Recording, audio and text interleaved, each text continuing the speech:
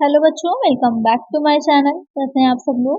आप लोग की UPSC assistant accountant and auditor की क्लासेस चल रही थी, जिसमें हम लोग सिलेबस वाइज तैयारी कर रहे थे।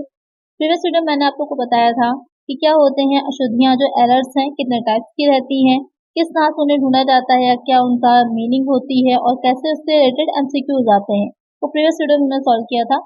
आज की वीडियो में उसके आगे हम पढ़ेंगे कि जो आपका एक पॉइंट ये वाला था कि लेखांकन के जो बेसिक कॉन्सेप्ट होते हैं अकाउंटिंग के, या फिर किस तरह से जो आपकी प्राइमरी बुक्स होती हैं उनकी तैयारी की जाती है, और डिप्रिसिएशन ये हमने पढ़ लिया था। अब इसमें हम थर्ड वाला पॉइंट जो है वो पढ़ेंगे। इसमें है पहला पॉइंट डबल इंटरेस्ट सिस्टम, दोहरा लेखा प्रणाली।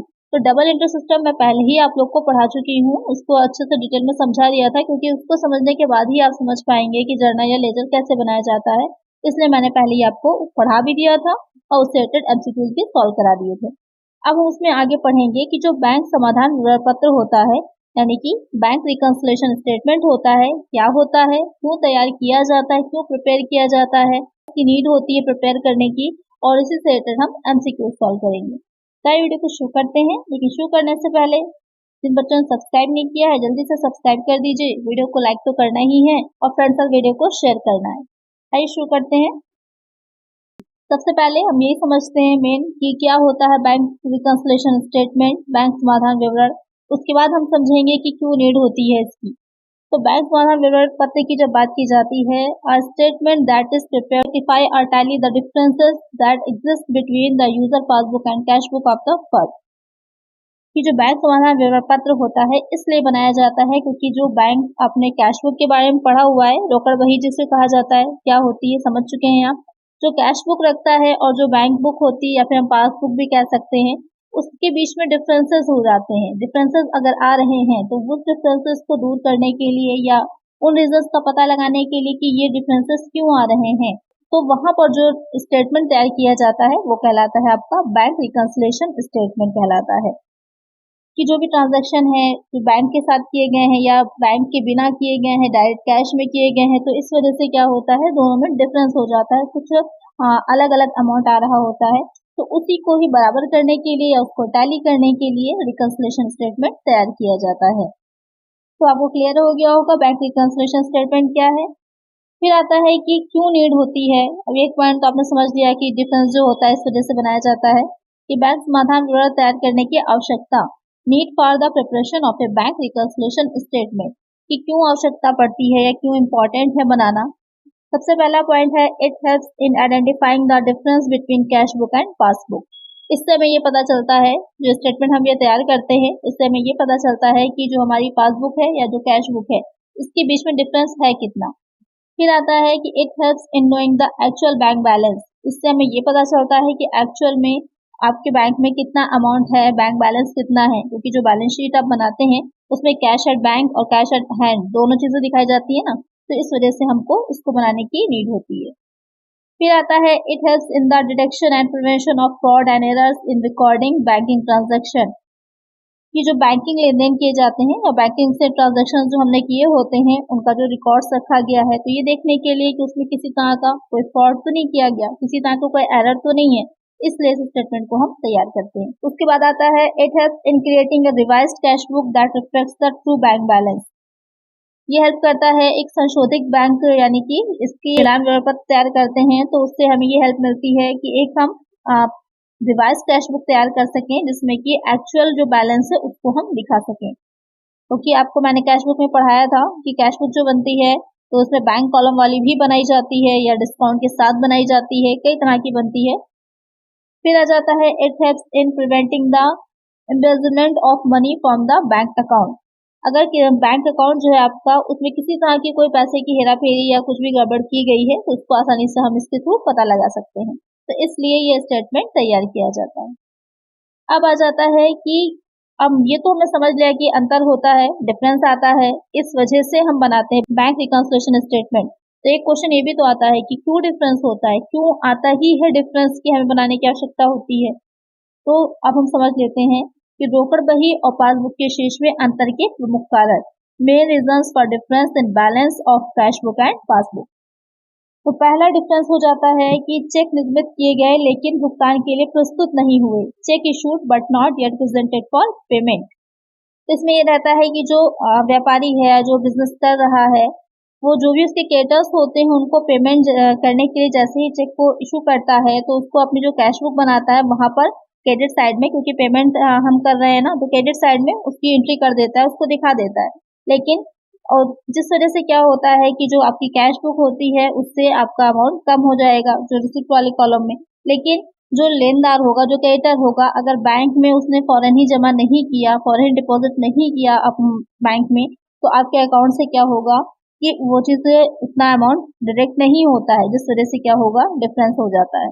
अब आ जाता है दूसरा पॉइंट, चेक बैंक में जमा कराए लेकिन उनका संग्रह नहीं हुआ। Check deposited in the bank but not yet collected, कि जो ग्राहक था, जो कस्टमर था, उसके से जो भी आपको चेक प्राप्त हुए थे, आपको रिसीव हुए थे, आपने उसे बैंक में जमा तो करा दिए हैं, बैंक में डिपॉजिट तो करा दिया है, इस वजह से आपने जो आपकी कैश बुक थी उसके डेबिट पक्ष में उसे रिसीव हो गया है तो आपने डेबिट साइड में दिखा दिया, लेकिन वहां पर जो बैंक था उसमें कलेक्ट नहीं हुआ, अभी उसमें ट्रांसफर नहीं हुआ, तो वहां पर क्या होगा, डिफरेंस आएगा।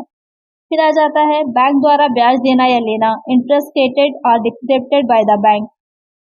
कुछ ट्रांजैक्शंस ऐसे होते हैं जिसमें कि बैंक जो होता है वो इंटरेस्ट लेता भी है, और जो आपने लोन लिया होगा या कुछ लिया होगा तो उसके लिए आप बैंक को इंटरेस्ट देते भी हैं, और या फिर आपको बैंक इंटरेस्ट दे रहा है, तो इस वजह से भी डिफरेंस हो जाता है जो हमारी कैश बुक होगी और जो हमारी पासबुक होगी उसमें। फिर आता है बैंक प्रभार, बैंक चार्जेस, क्योंकि आज के टाइम में तो बहुत ज्यादा चार्जेस कट रहे हैं। आप कुछ भी बैंक की सुविधा लेते हैं, फैसिलिटी लेते हैं, तो उसके चार्जेस आपको जरूर देने हैं। प्राइवेट बैंक में अगर आपका अकाउंट है तो उसके तो बहुत ही ज्यादा चार्जेस आते हैं, हर चीज के मेंटेनेंस चार्जेस के ही नाम पर बैंक अच्छा खासा अमाउंट क्या करता है, डिडक्ट करता रहता है हमारे अकाउंट से। कभी अपने पासबुक पर ध्यान दीजिएगा, मेंटेनेंस चार्जेस भी काफी कटते हैं बैंक के। इसके अलावा बैंक जो भी आपको सुविधाएं दे रहा है, क्रेडिट कार्ड की सुविधा देता है उसके ले लेगा, या कुछ भी आप पेमेंट बैंक के थ्रू कर रहे हैं तो उसके चार्जेस अलग से लेते हैं, या आप लोग ऑनलाइन फॉर्म ही भरते हैं ना, तो वहां पर भी बैंक की फीस भी आती है कभी कभी।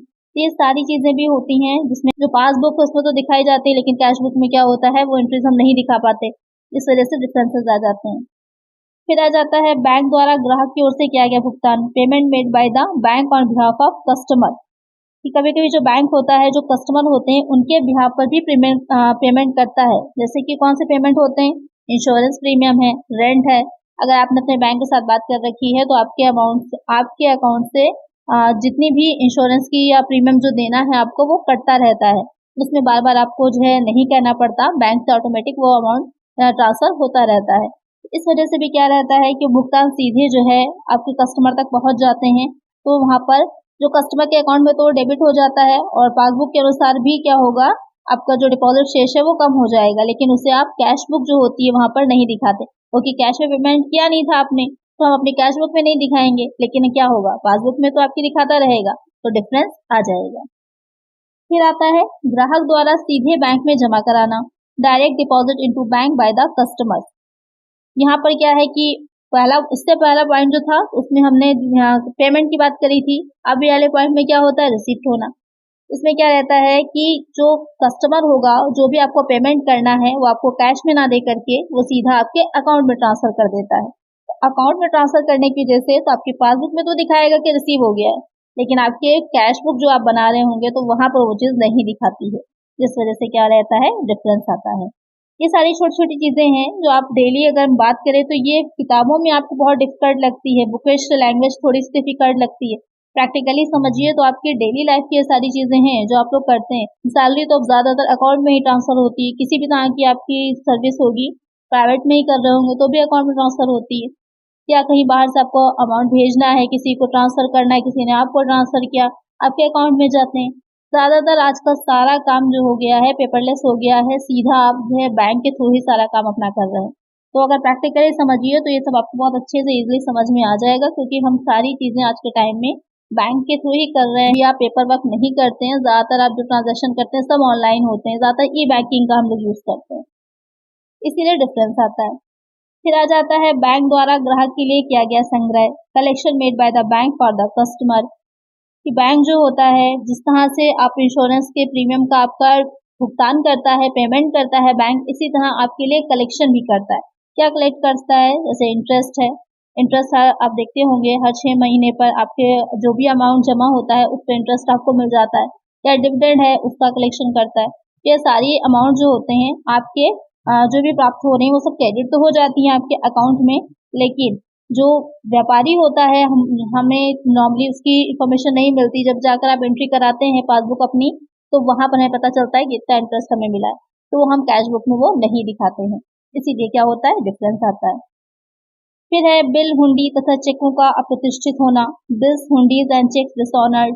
डिसऑनर्ड क्या होता है कि अगर चेक आपका किसी तरह से या सिग्नेचर में जो मैच नहीं कर रहा है या सही ढंग से लिखा नहीं हुआ है, इसलिए क्या करता है बैंक उसको डिपॉजिट करने से या उस पर अमाउंट देने से आपको मना कर देता है, वो डिसऑनर हो जाता है, प्रतिष्ठित हो जाता है।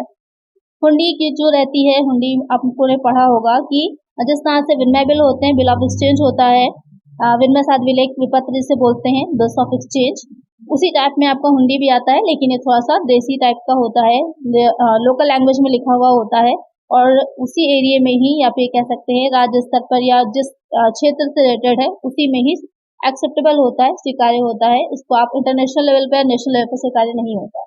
लेकिन आप बिल ऑफ एक्सचेंज जो होते हैं यानी कि विनिमय पत्र होता है, उसको आप इंटरनेशनल लेवल पर जो अंतर्राष्ट्रीय व्यवसाय कर रहे हैं, इंटरनेशनल बिजनेस होता है, सब जगह वो एक्सेप्टेबल होता है, वो हुंडी हो जाता है। तो यहाँ पर क्या है, बैंक ने उसको डिसऑनर कर दिया, एक्सेप्ट करने से मना कर दिया।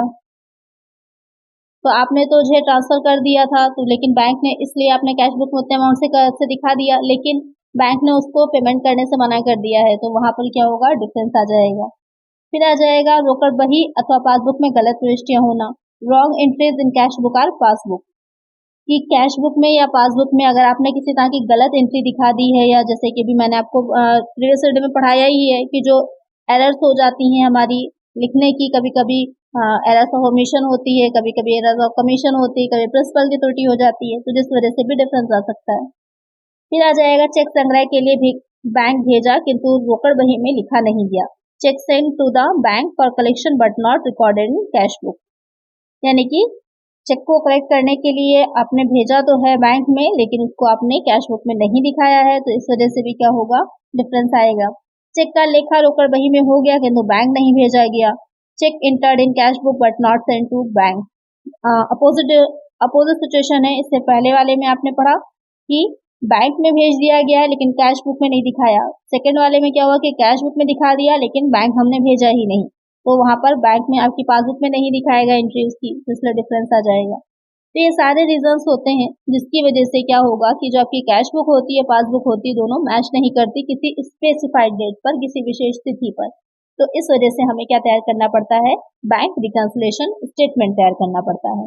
अब आपको क्लियर हो गया होगा कि क्या होता है और क्यों बनाया जाता है, या बनाने की आवश्यकता भी क्यों आती है, क्यों डिफरेंस हो जाता है, जिस वजह से हमें इसको बनाना पड़ता है, जिससे कि हमें सही प्रॉफिट या सही कैश एक स्पेसिफाइड डेट पर पता चल सके कि हमारे पास कितना है, या तो बैंक में या फिर हमारे पास रोकड़ में, कैश में। अब क्लियर हो गया होगा आप लोग को इसके बारे में। चलिए चलते हैं अब एमसीक्यूज की तरफ, थोड़ा सा एमसीक्यूज सॉल्व करते हैं जिससे कि हमें और क्लियर हो जाएगा।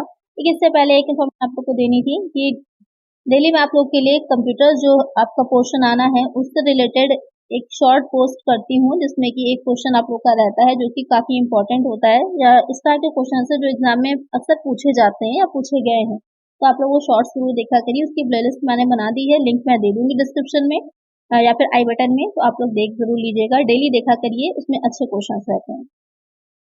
आइए फर्स्ट क्वेश्चन लेते हैं। एक बैंक समाधान विवरण तैयार किया जाता है। A bank reconciliation statement is prepared by account holder in A bank, bank creditor status. Question कह रहा है कि जो बैंक समाधान विवरण पत्र होता है, हमको ये तो पता चल गया है कि स्टेटमेंट होता है, लेकिन बनाता उसे कौन है। बैंक में जो खाता धारक है वो खुद बनाएगा, बैंक तैयार करेगा, लेनदार तैयार करेगा, फिर देनदार तैयार करेगा। तो यहाँ पर क्वेश्चन ये आता है कि कौन जानना चाहता है कि हमारे पास कितना कैश है या कितना हमारे बैंक में है, या डिफरेंस क्या है। वो वही व्यक्ति जानना चाहेगा ना जिसका क्या अकाउंट होगा या जिसका बिजनेस होगा। बाकी जो डेटर है या क्रेडिटर है उनको क्या इंटरेस्ट होगा जानने में, इसलिए कौन बनाना चाहेगा, जो बैंक में खाता धारक होगा या फिर जो व्यापारी है या फिर जो ओनर है वो जानना चाहेगा। करेक्ट आंसर क्या होगा हमारा, ऑप्शन ए। नेक्स्ट क्वेश्चन है, एक बैंक समाधान विवरण एक बैंक विवरण की तुलना करता है। A bank reconciliation statement compares A bank statement with. यहाँ पर क्वेश्चन कह रहा है आपसे कि जो आप एक बैंक रिकंसिलिएशन स्टेटमेंट बनाते हैं, वो बैंक स्टेटमेंट जो होती है यानी कि जो पासबुक हमारी होती है उसकी कंपेयर, उसकी तुलना किससे करता है? Cash payment journal, cash receipt journal, cash book, financial statement. कि जो नगद भुगतान का जर्नल आप बनाते हैं, या नगद प्राप्ति का जर्नल, या फिर कैश बुक यानी कि रोकड़ बही, या फिर वित्तीय विवरण से। तो किससे आप तुलना करते हैं? आप जो पासबुक होती है, जो बैंक स्टेटमेंट होता है, उसकी तुलना आप करते हैं कैश बुक से, रोकड़ बही से। करेक्ट आंसर क्या होगा हमारा? Option C. नेक्स्ट क्वेश्चन है, बैंक समाधान क्या नहीं है? Bank reconciliation is not a reconciled record, memorandum statement, procedures to provide cash book, adjustment, ledger account। अच्छा क्वेश्चन है कि जो हम बैंक रिकंसिलिएशन स्टेटमेंट एक तैयार करते हैं वो क्या नहीं है? रिकंसाइल रिकॉर्ड है, करेक्ट है, मिलान करने के बाद तैयार किया जाता है। मेमोरेंडम स्टेटमेंट क्या होता है? जो स्मरण विवरण पत्र आप तैयार करते हैं कि दोनों चीजों का मिलान करके, करेक्ट है। Procedure to provide cash book adjustment, correct है कि एक प्रोसीजर होता है कैश बुक जो हम बना रहे हैं उसमें जो एडजस्टमेंट है उसका। क्या नहीं है? लेजर नहीं है, ये लेजर अकाउंट नहीं होता, खाता बही नहीं होती है। एक आंसर क्या होगा हमारा? Option D. हमने कैश बुक के बारे में ये पढ़ा था कि आपका जर्नल और लेजर दोनों का ही काम करता है, दोनों की तरह से ही माना जाता है, लेकिन जो उससे रिलेटेड हम स्टेटमेंट तैयार करते हैं वो आपका लेजर अकाउंट नहीं होता। एक आंसर होगा हमारा ऑप्शन डी। नेक्स्ट क्वेश्चन है, बैंक समाधान विवरण तैयार करने का मुख्य उद्देश्य क्या है? What is the main purpose of preparing a bank reconciliation statement? To know the bank balance, to identify causes of difference between cash book and bank statement, to correct the cash book, to know the balance of bank statement। Question में कह रहा है कि जो हम ये विवरण पत्र तैयार कर रहे हैं इसका मेन ऑब्जेक्ट क्या है? वैसे ऑब्जेक्ट तो बहुत से हैं, लेकिन मेन ऑब्जेक्ट क्या होता है? बैंक बैलेंस जानना ये भी रहता है, कैश बुक को सही करना ये भी रहेगा, स्टेटमेंट का शेष जानने के लिए ये भी है, लेकिन जो मेन होता है ये पहचानना कि दोनों के बीच में डिफरेंस क्या आया है। रीजन यही होता है मेन बनाने का कि कैश बुक और जो बैंक स्टेटमेंट है, जो बैंक विवरण आपको मिल रहा है, जो पासबुक में आपकी दे रखा होता है, उसके बीच में क्या डिफरेंस आया और क्यों आया, इसको पता करने के लिए हम बनाते हैं। तो यहाँ पर जो सबसे ज्यादा आपका करेक्ट आंसर बनेगा वो हो जाएगा ऑप्शन बी। कभी कभी कुछ क्वेश्चंस ऐसे आते हैं जहां पर आपके जितने भी ऑप्शंस दे रखे होते हैं सब करेक्ट लगते हैं, वहां पर आपको ये ढूंढना होता है कौन सा ऐसा ऑप्शन है जो ज्यादा करेक्ट होगा। कुछ आपके 30%, 40%, 50% के हिसाब से करेक्ट होते हैं, कुछ 100% करेक्ट होते हैं कि हाँ एग्जैक्टली इसीलिए तो ये काम हम करते हैं। तो यहाँ पर हम बनाते ही इसलिए कि डिफरेंस को जान सके, इसलिए आपका ऑप्शन भी करेक्ट होगा। नेक्स्ट क्वेश्चन है, निम्नलिखित में से कौन सा बैंक समाधान को प्रभावित नहीं करेगा? Which of the following would not affect bank reconciliation? Discount receipt, dishonored check, bank interest, check not presented। यहाँ पर क्वेश्चन क्या कह रहा है? यहाँ पर जो बैंक समाधान आप बैंक रिकंसिलिएशन स्टेटमेंट बना रहे हैं उसे क्या चीज इफेक्ट नहीं करेगी, क्या चीज प्रभावित आपकी नहीं करेगी? छूट जो प्राप्त हुई होगी, या फिर जो अनादृत चेक है, या बैंक का ब्याज है, या फिर चेक प्रस्तुत नहीं किया गया। तो यहाँ पर डिसऑनर्ड चेक भी हमने अभी पढ़ा था कारणों में, जो रीजन हमने पढ़े थे, डिसऑनर्ड चेक भी इफेक्ट करता है, बैंक इंटरेस्ट भी इफेक्ट करता है, और चेक अगर प्रेजेंट नहीं किया गया है तो वो भी इफेक्ट करेगा, लेकिन जो डिस्काउंट रिसीव हुआ है वो इफेक्ट नहीं करेगा। तो एक आंसर होगा हमारा ऑप्शन ए। नेक्स्ट क्वेश्चन है, बैंक समाधान विवरण पत्र मुख्य रूप से तैयार किया जाता है। A bank reconciliation statement is mainly prepared for reconcile the cash balance of the cash book, reconcile the difference between the bank balance shown by the cash book and bank passbook, both A and B, none of these। यहाँ पर question में कह रहा है कि मुख्य रूप से किस चीज के लिए तैयार किया जाता है जो बैंक रिकंसिलिएशन स्टेटमेंट होता है। तो यहाँ पर थोड़ा सा ध्यान दीजिएगा, अक्सर बच्चे यहाँ पर क्या करेंगे, ऑप्शन सी लगा देंगे, both A and B. A point पर ध्यान दीजिए क्या कह रहा है, रोकड़ बही के रोकड़ शेष का मिलान करना। तो कैश बुक के कैश बैलेंस से ही मिलान करने को कोई मतलब नहीं बनता है ना। यहाँ पर अगर ये दे रखा होता कि कैश बुक के जो बैंक स्टेटमेंट है उससे मिलान करना तो उसका मतलब बनता, लेकिन यहाँ पर कैश बैलेंस के कैश बुक से मिलान करने का कोई मतलब नहीं है। करेक्ट आंसर सिर्फ आपका ऑप्शन बी होगा। इस तरह के क्वेश्चंस में जो आपके ऑप्शन रखे जाते हैं सिर्फ आपको कंफ्यूज करने के लिए रखे जाते हैं, तो थोड़ा सा ध्यान दिया करिए। करेक्ट आंसर होगा ऑप्शन बी। नेक्स्ट क्वेश्चन है, बैंक समाधान विवरण है, bank reconciliation statement is part of bank statement, part of the cash book, a separate statement, a sub division of journal, a sub division of journal. Question में कह रहा है कि जो आप बैंक रिकंसिलिएशन स्टेटमेंट बनाते हैं, हम जो तैयार करते हैं विवरण पत्र, वो क्या होगा? एक बैंक स्टेटमेंट जो है उसी का ही हिस्सा है, कैश बुक का हिस्सा है, एक अलग विवरण है या फिर जर्नल का एक उप विभाजन है। तो ये जो बैंक रिकंसिलिएशन स्टेटमेंट होगा वो एक आपका सेपरेट स्टेटमेंट होता है जो हम तैयार करते हैं सिर्फ ये जानने के लिए कि क्या डिफरेंसेस आए हैं, कितने आए हैं, उसको हम तैयार करके सिर्फ अपना सही जो कैश है उसको जानकारी लेना इंपॉर्टेंट होता है हमारे लिए। इसलिए क्या होगा, वो एक सेपरेट स्टेटमेंट होता है। तो एक आंसर होगा हमारा ऑप्शन सी। नेक्स्ट क्वेश्चन है, निम्नलिखित में से कौन सी वस्तु कैश बुक और पासबुक के अनुसार बैंक बैलेंस के बीच अंतर का कारण नहीं है? Which of the following items is not a reason for difference between bank balance as per cash book and passbook? यानी कि जो हमारी पासबुक है या फिर जो कैश बुक होती है उसके बीच में डिफरेंस आता है, तो बैंक बैलेंस में जो डिफरेंस हो रहा है उसका रीजन नहीं होगा। Credit sale, cheque deposited but not yet clear, dishonour cheque, cheque issued but not yet presented for payment. तो क्वेश्चन में जो कह रहा था कि क्या उसका रीजन नहीं होता है, ऐसे ये क्वेश्चन हमने और सॉल्व किया था जहाँ पर हमारा जो डिस्काउंट हम देते हैं वो रीजन नहीं था। यहाँ पर कह रहा है कि क्या इसका रीजन नहीं होगा, तो वो हो जाएगा जो क्रेडिट सेल है, हमारी उधार बिक्री है, उसका कोई इफेक्ट नहीं पड़ेगा क्योंकि वो तो उधार थी, क्रेडिट पे थी, उसका ना तो हमें कैश में रिसीव हुआ है, ना ही कोई चेक मिला है, ना ही हमारे जो कस्टमर था उसने हमारे बैंक में ट्रांसफर किया है, वो तो क्रेडिट पे है, इसलिए उसका कोई भी इफेक्ट नहीं पड़ेगा। तो एक आंसर होगा हमारा ऑप्शन ए। नेक्स्ट क्वेश्चन है, एक बैंक समाधान विवरण किसके शेष से तैयार किया जाता है? A bank reconciliation statement is prepared with the balance of passbook, cash book, either cash book और passbook, neither cash book nor passbook. Question में कह रहा है कि जो हमारा बैंक रिकंसिलिएशन स्टेटमेंट होता है किसके जो बैलेंस होता है, शेष होता है, उससे हम प्रिपेयर करते हैं, तो वो हो जाएगा हमारा आइदर कैश बुक और पासबुक, उन दोनों से ही हमारा होता है। तो यहाँ पर आपका बोथ दे रखा होता तो बोथ का एक आंसर होता, या फिर बोथ नहीं दे रखा है तो या तो कैश बुक या फिर पासबुक। तो एक आंसर होगा हमारा ऑप्शन सी। नेक्स्ट क्वेश्चन है, रोकड़ बही के बैंक कॉलम के डेबिट पक्ष पर शेष इंगित करता है।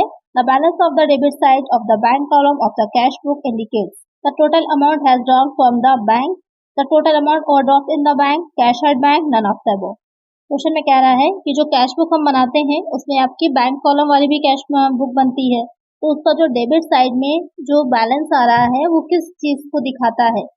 कुल राशि जो बैंक से निकाली गई है, बैंक में और ड्राफ्ट की कुल राशि, बैंक में नगद या फिर टुकड़े से कोई नहीं, तो किसको दिखाएगा वो दिखाता है कि बैंक में नगद यानी कि कैश एट बैंक कितना है आपके पास, क्योंकि डेबिट साइड में क्या होता है, जितने भी हमारी रिसीप्ट होती हैं, जितना भी हमको अमाउंट मिला होता है वो सब हमारा डेबिट साइड में होता है, और क्रेडिट साइड में जो भी हमने पेमेंट किया होता है वो दिखाते हैं। तो अगर आपका डेबिट शेष है, डेबिट साइड बड़ा आ रहा है, तो वहां पर क्या रहेगा कि हमारे पास कैश जो है वो बैंक में अवेलेबल है, कैश एट बैंक दिखाएगा। तो इसका आंसर होगा हमारा ऑप्शन सी। तो आज की वीडियो में इतना ही। आई होप आपको वीडियो अच्छी लगी होगी, क्वेश्चंस अच्छे लगे होंगे। वीडियो अच्छी लगी है तो लाइक कर दीजिएगा। इसी तरह के और वीडियोस के लिए चैनल को सब्सक्राइब कर लीजिएगा और फ्रेंड्स तक वीडियो को शेयर कर दीजिएगा। मिलते हैं नेक्स्ट वीडियो में। Thank you.